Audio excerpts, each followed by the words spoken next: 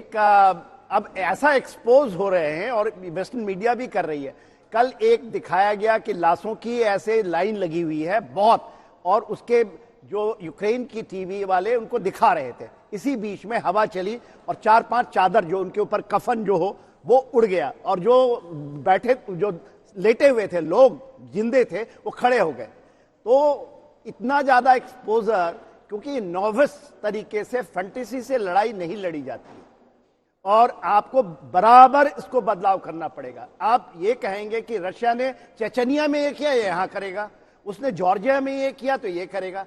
कोई भी, और पुतिन को ये कहते रहे हैं कि वो टैक्टिकल कमांडर है, उससे बढ़कर आज के दिन में जो मैं सोचता हूं, यदि मैं मिलिट्री के और चीज को देखूंगा, he has become absolutely strategist, जो कि पूरे विश्व के अंदर में एक पोलर है, यूनिपोलर, बाइपोलर से यूनिपोलर हुआ, मल्टीपोलरिटी के लिए काम कर रहा है। और देखिए किस तरह से कंट्रीज, यूएई, सऊदी अरेबिया जो मैटर करते हैं, इजराइल तटस्थ हैं, भारत, चाइना, और ये वेस्ट को समझना है, खास करके नाटो को, क्योंकि प्रॉक्सी से आप काम नहीं कर सकते।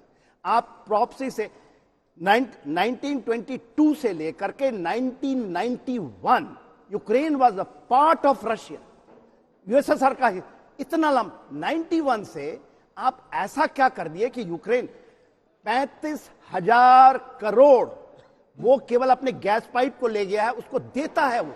आप बताइए कौन, ये चीजें आती नहीं ना, ये लोग कोई बताना नहीं चाहते। 10,000 करोड़ आज बोलता है कि और पाइपलाइन लगा लो।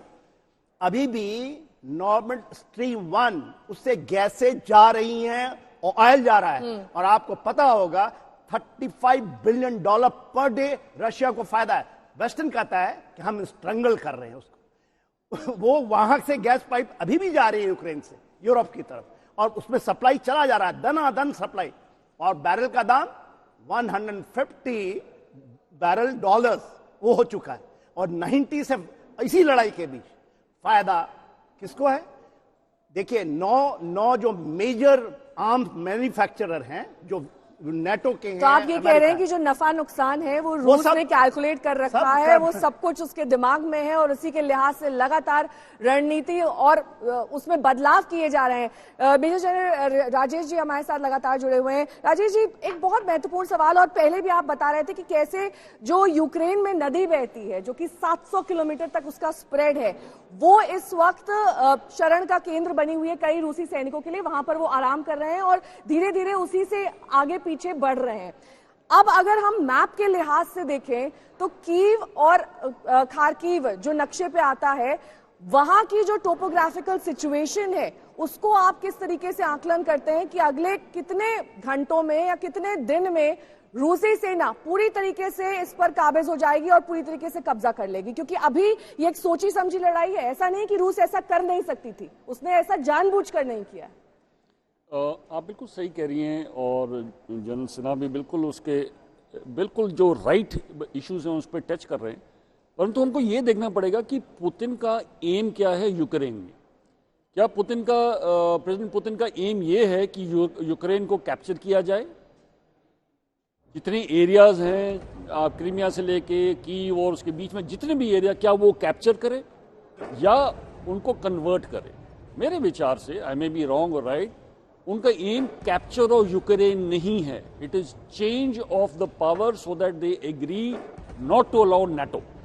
अगर एम है तो कीव को कैप्चर करना इतना इंपॉर्टेंट नहीं बनेगा। तो नाटो के रोल को आप अभी तक कैसे देखते हैं? क्योंकि नाटो पर भी कई उंगलियां उठ रही हैं। ये नहीं कि नाटो बिल्कुल क्लीन है, नाटो पर भी कई उंगलियां उठ रही हैं। नाटो मेरे विचार से वो वर्ल्ड वॉर 2 के टाइम रॉप में फंसा हुआ है, ठीक है ना।